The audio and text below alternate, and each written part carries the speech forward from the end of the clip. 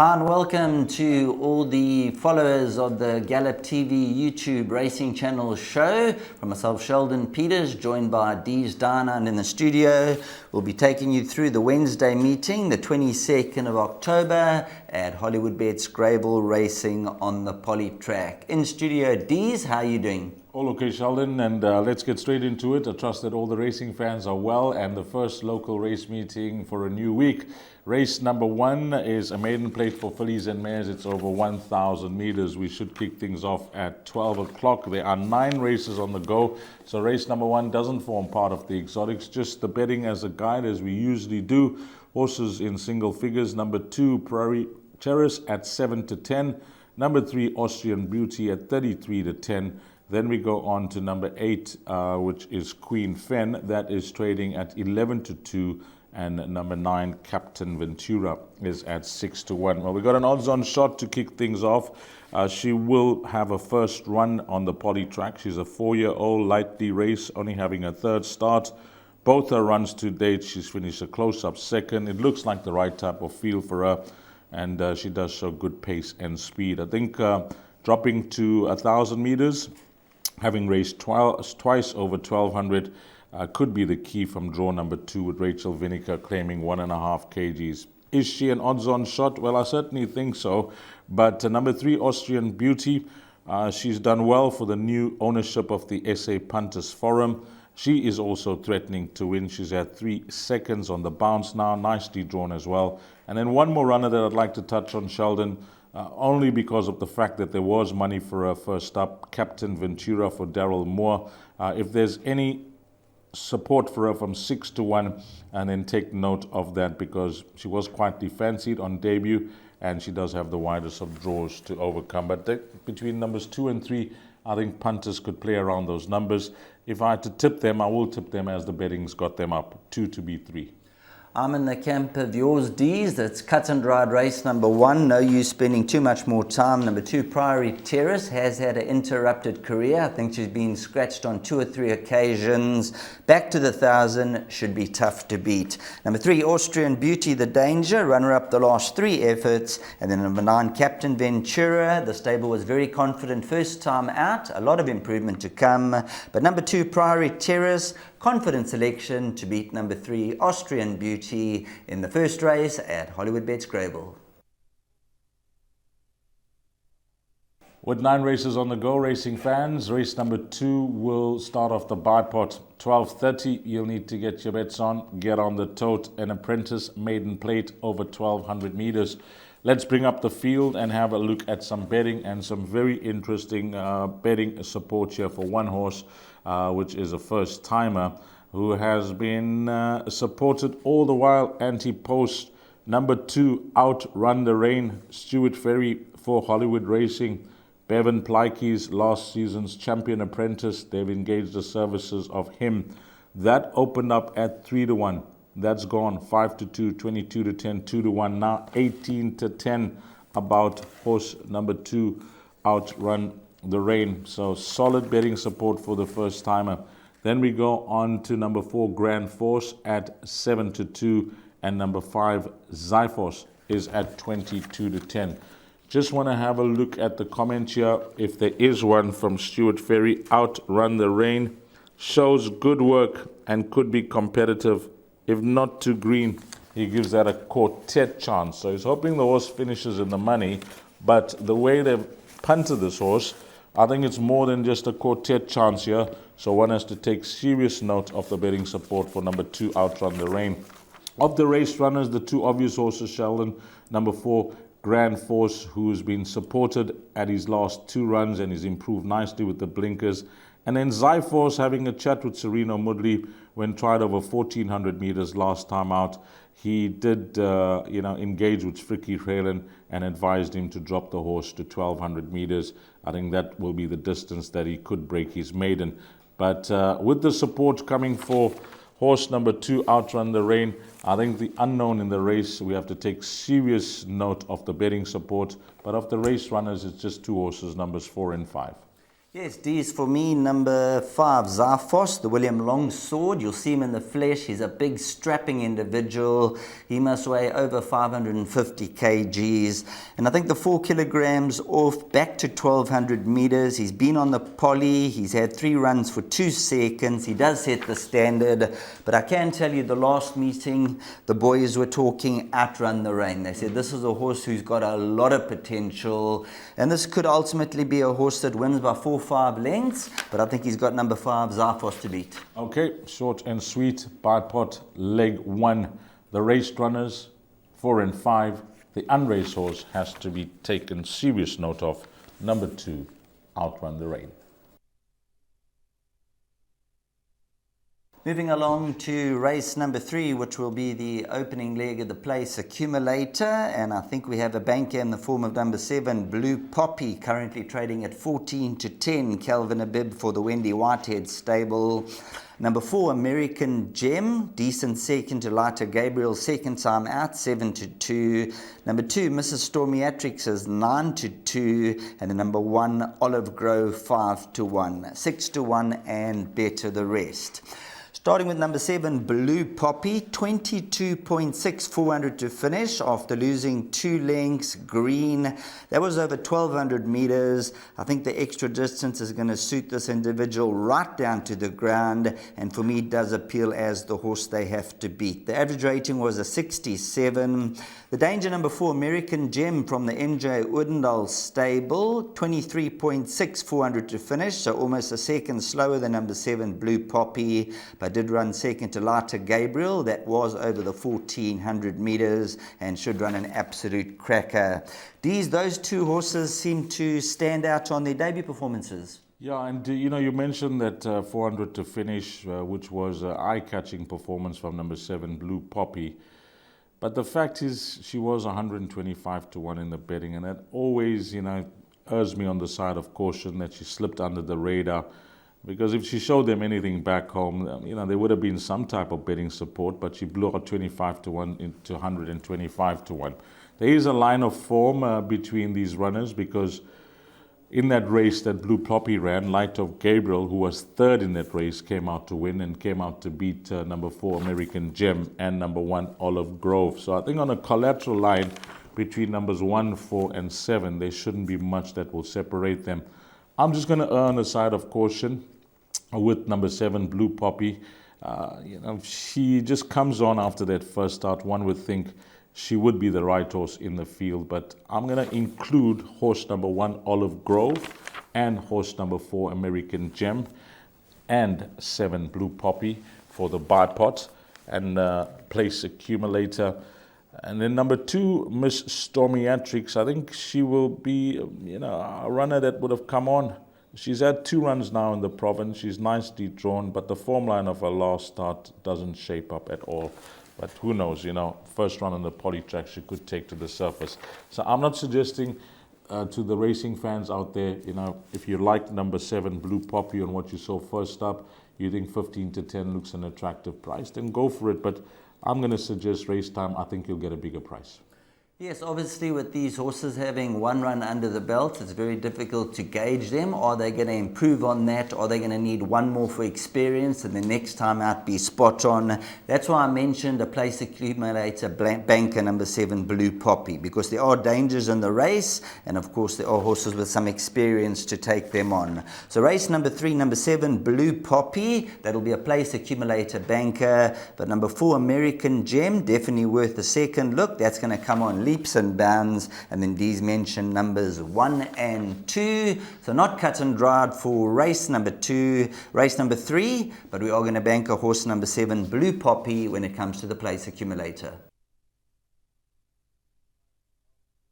Well, race number 4 will kick off the big one. It is the start of the pick 6. You need to get on the tote by 13:45. It is an open maiden over 1400 meters, and we know that these races can be tricky, these open maiden. Let's have a look at the betting and use it as a guide. Well, we got an odds-on shot here. Number 3, Spane River, 8-10, now 7-10. Then we go on to number 5, Dean Canamayor's run up with Craig Zaki up. That's at 4-1.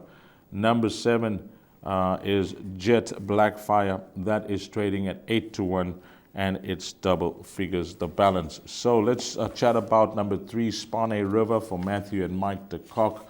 Yeah, I thought that debut performance at Hollywoodbets Scottsville was a promising run. Johnny Boy has come out to enhance that form line from the Peter Muscat stable, so that's looking bright, that's looking good. 1400 meters will no doubt suit the son of Hawa much better. Dean Kanemaya's runner has been green, and both those runs. I watched the debut run, it was slightly slow away, and he was one pace throughout, and I said, you know, that run is going to bring him on. And then his second start, Sheldon, you know, that was a nice run, but he was still beaten 4 lengths by Toucan Tango. What that tells me is that he's a horse that just seems to be learning his trade. He doesn't know what it's all about, but his 3rd time at the races now, and the fact that he had a good look at the poly track, drawn 12 out of 12 last time out, blew out in the betting market, that told a story. Against this type of field, I'm not going to discount his chances here. So I'm going to suggest for the place accumulator, include numbers 3 and 5, and for the bipod, include numbers 3 and 5. If there's one runner in the race that possibly represents the strongest form line, it's going to be 8, Taste the Rainbow, trading at around 10-1. Don't leave this one out of trifectas and quartets. Form line of that last start behind Town Crier, Targaryen Night winner, Boardwalk Breeze winner, and a horse called Toucan Tango, who we spoke about when speaking about Kanemaya's horse, has also come out to win. So that's my roughie for quartets and trifectas. Number 8, Taste the Rainbow. But I think with numbers 3 and 5, you'll be good for the place accumulator and the bipod.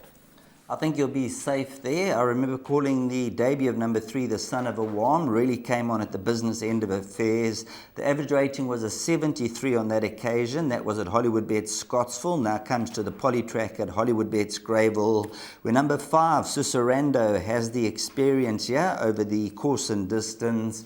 And I also remember last time they committed, they got across from the draw, a little bit free, not sure of the surroundings. But 3 and 5, those are the 2 runners who should fight it out, with the selection being number 3 to beat number 5.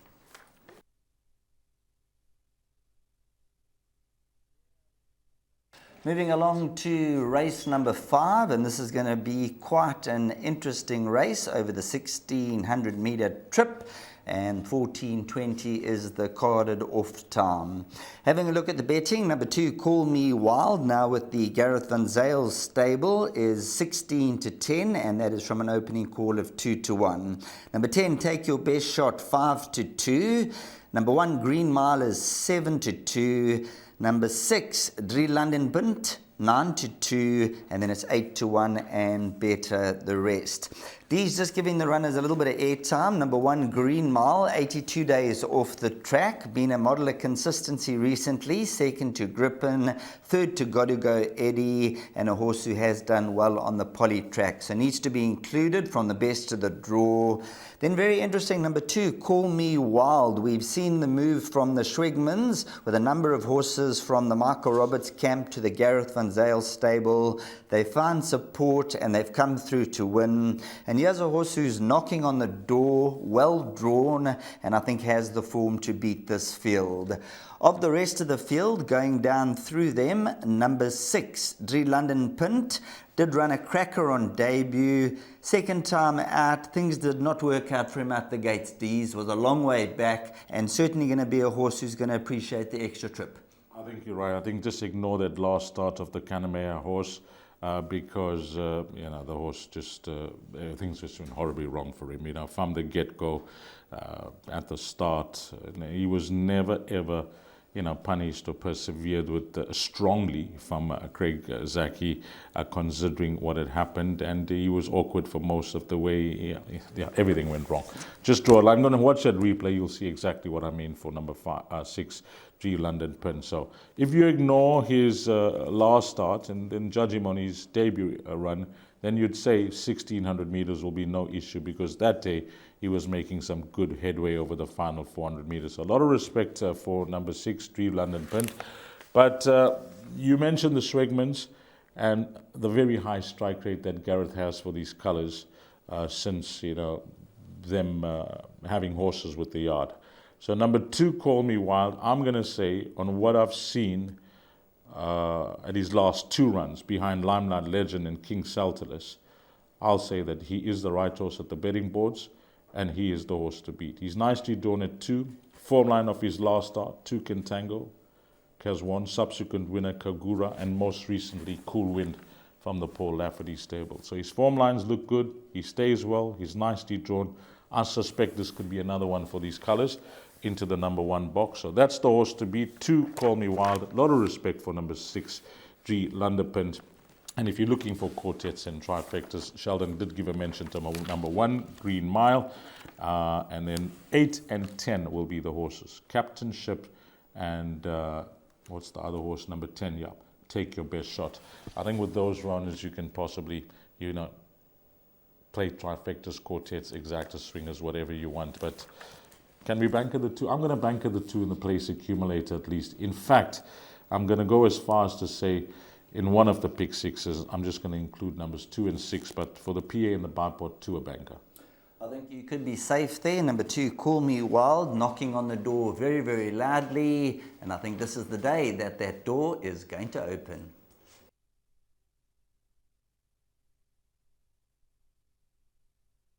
We're on to race number 6, the second of our apprentice races on the day. This is an apprentice D Stakes, 1800 meters. Yeah, I'm sure the betting will tell a story here, race number 5. Let's get to it. Number 1, Connoisseur, 7-2 now. Then we got that's race number 5. We're on to race number 6. Apologies. Number 1, Connoisseur at 33-10. 2, Benzai Pipeline is at 9-2. Number 4, Silver Platter is at 4-1. 6, King Bavarian at 33-10. And horse number 8, Thambi at 11-2.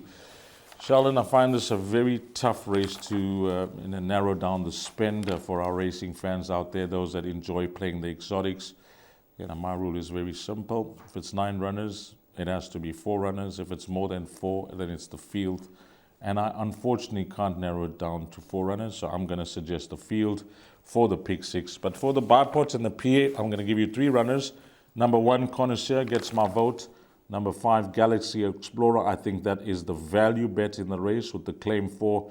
The form is erratic, but if he comes back to that run behind Shining Bob, I think he just about wins here.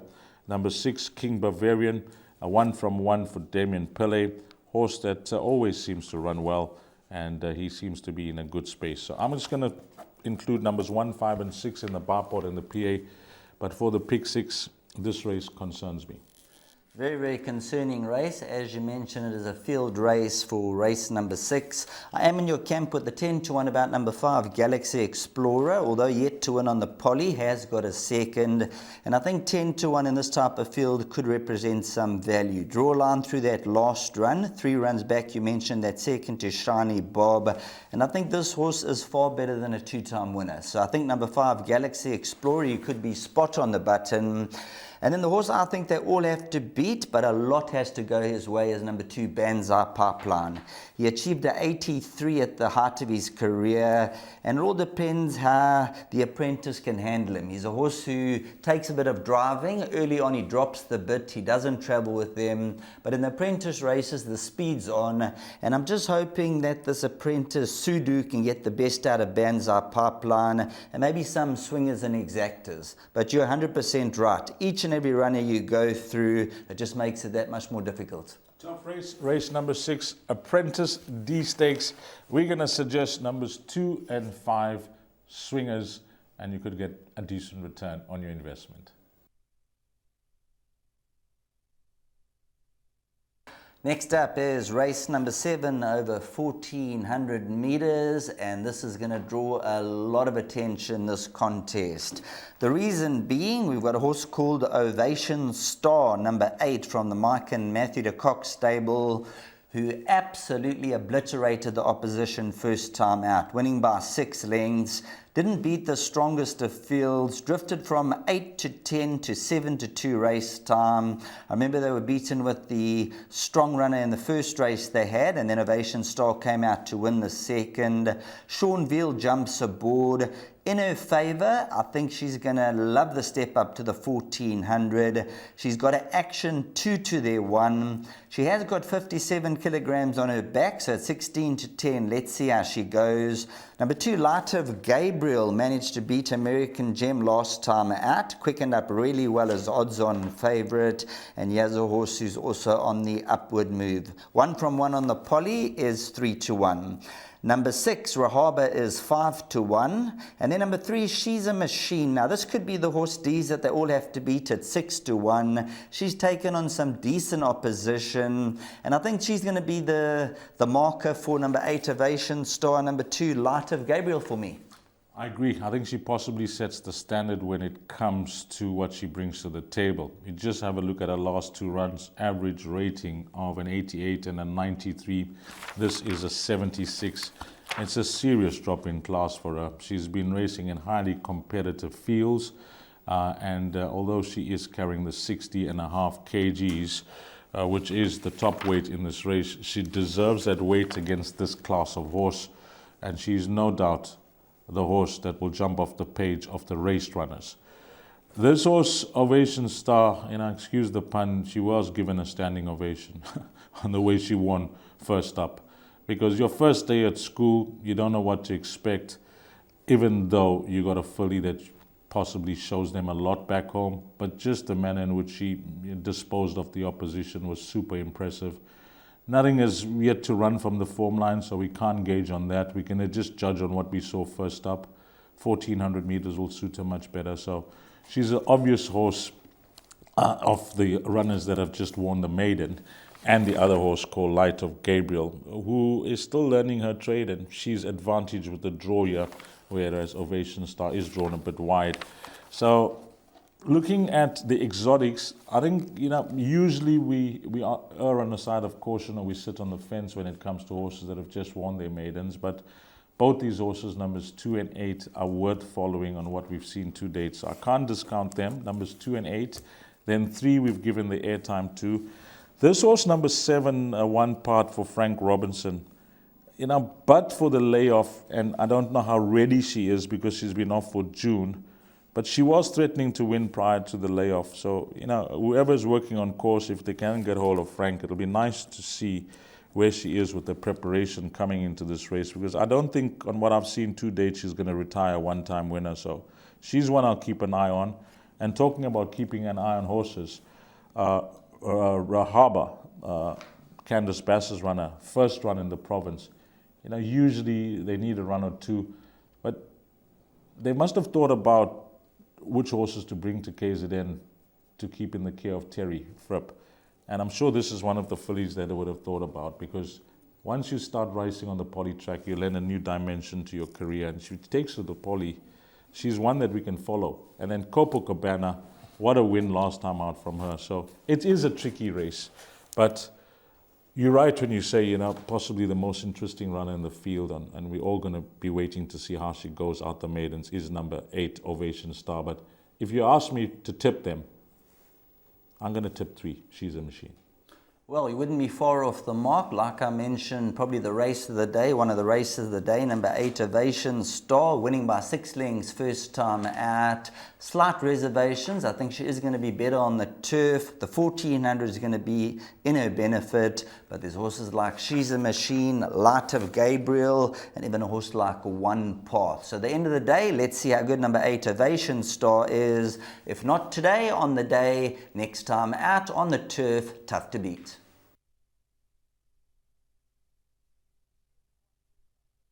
We're on to race number 8, and it is the close of Jackpot 1. So let's get straight into it. The last double in the card, 16.05. What is happening here? Well, the betting is like so. This will be a good guide, because this is a race that speed's going to be on, and it's going to be an exciting call. Are you calling on the day, Sheldon? Yes, I'll be calling. Yeah. Okay, Sheldon Peters with the call on Wednesday. Number 3, Major Tommy, 33 to 10. 4, Princess Hannah, 9 to 2. 5, Mojo Man is at 6 to 1. 6 Connery at 7 to 1. 7 Mr. Henley at 6 to 1. 8 Future Flow at 7 to 2. Well, here's another one of those races, Sheldon, where I couldn't make it 5 runners, so it's going to be another field race for me in the exotics. But, you know, guys will say, well, with the process of elimination, you can possibly leave out a few. You know, when you do just that, normally you get the biggest roughie coming through. So I'm just going to give quick comments, Sheldon, or maybe we can do it together. Number 3, Major Tommy, good win from him last time out. Yes, his penultimate run, he was very, very unlucky. He shifted across the track, so he came out last time and he made amends. He beat Hierarchy on that occasion. Then you look at number 4, Princess of Hannah, absolute poly specialist and distance specialist, 50% win strike rate from Princess Hannah. What do you make about 5, Mojo Man, and 6, Connery? Yeah, Mojo Man, I like the fact that he's dropping to the 1,000 meters, 1,200 last time out, a bit too far out of his ground. Connery, what a win last time out from him. You know, we know that he's a speedball, but a clever ride from Sereno Moodley. Can he go back-to-back? I certainly think so. Mr. Henry, very capable on his day, Sheldon. You know, he's already won 3 races, but he needs a lot to go his way, this horse. Yes, 100% right. Mr. Henley needs everything to fall into place. And just looking at the race, I think there might be a couple of concerns in this contest there where things might not map out for number 7, Mr. Henley. But nevertheless, you've got to include him. Number 8, Future Flow, doing exceptionally well. He does not know how to run a bad race, so you've got to include him. Number 9, Hit Them Hard Sunshine. Last time I liked him a lot. He was dropped out of it, ran on late on.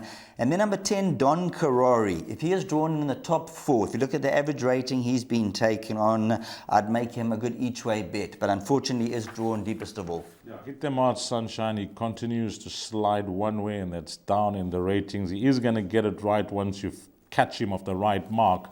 Is the mark of 98 the mark to go for him, because he's trading in double figures? So it's a tough race. The speed's going to be on. Horses that are going to be sitting off the speed will be, you know, making their late runs as they turn into the straight, and those that are in front will be hoping to go start to finish. When I have a look at the race itself, if I had to pick a roving banker rather than a horse to go full-on punt on the head, because of his consistency, I'm going to suggest it's number 8, Future Flow. He is going to put in another solid shift. You look at his last 10 runs, the worst he's finished is 3rd. So he's the horse that I'm going to suggest is a roving banker in the field. But it is a tough race, a nice quartet trifecta to catch. Well, these could be spot on the button there. And if you look at number 8, Future Flow, he's lost 10 or 12 runs, either been as the winner's box, 2nd or the 3rd box. So a roving banker for the quartet. Definitely number 8, Future Flow, does fit the bill. But when you look at the field, you can make a case for many of them.